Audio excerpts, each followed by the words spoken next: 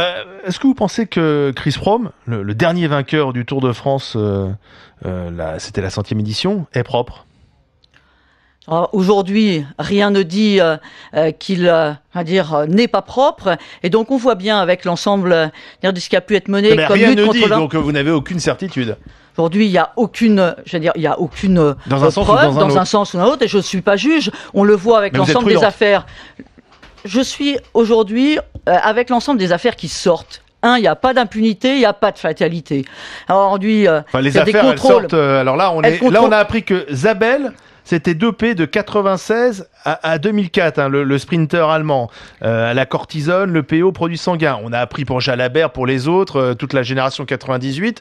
Donc on va apprendre dans quelques années que Froome, on a appris récemment pour Tyson Gay ou Safa Powell. Donc on voit bien que la lutte contre le dopage, elle progresse, que parfois c'est trop long, et je vous accorde volontiers que c'est beaucoup trop long, mais s'apercevoir à cette occasion qu'un certain nombre d'années sombres, on va dire, ou d'années noires du vélo sont derrière nous. On l'a vu dans l'ensemble de la commission d'enquête du Sénat qui révèle tous ces noms de 98-99.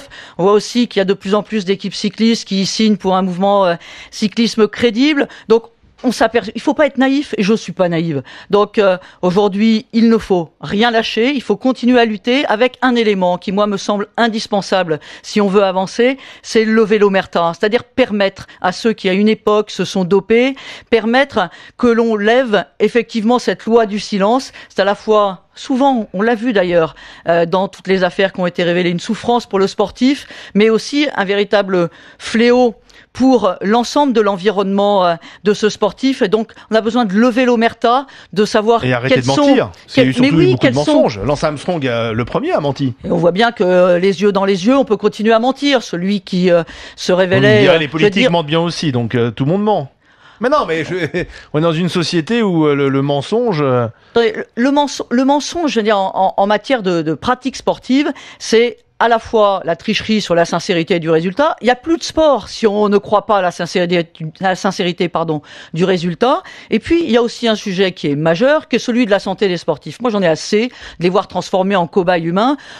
Vous vous souvenez peut-être de ces années 90 où il y a eu des décès, où il y a eu des accidents absolument dramatiques sur les premières utilisations de l'EPO, parce qu'on ne connaissait pas encore les effets secondaires, parce que on n'avait évidemment pas testé dans les laboratoires ce produit sur des gens qu'on n'avait pas besoin, et excusez-moi, mais à des doses de cheval. Donc aujourd'hui, on sait bien qu'on a besoin à la fois de protéger l'essence même du sport, qui est la sincérité du résultat, et la santé des sportifs. Et moi, j'ai œuvré au sein de l'Agence mondiale antidopage, où je siège pour l'Europe, pour que dans la liste des produits interdits, on maintienne ce risque pour la santé, qui n'est pas simplement, c'est-à-dire comme critère de choix, celui qui augmente la performance, mais aussi celui qui met en danger la santé du sportif.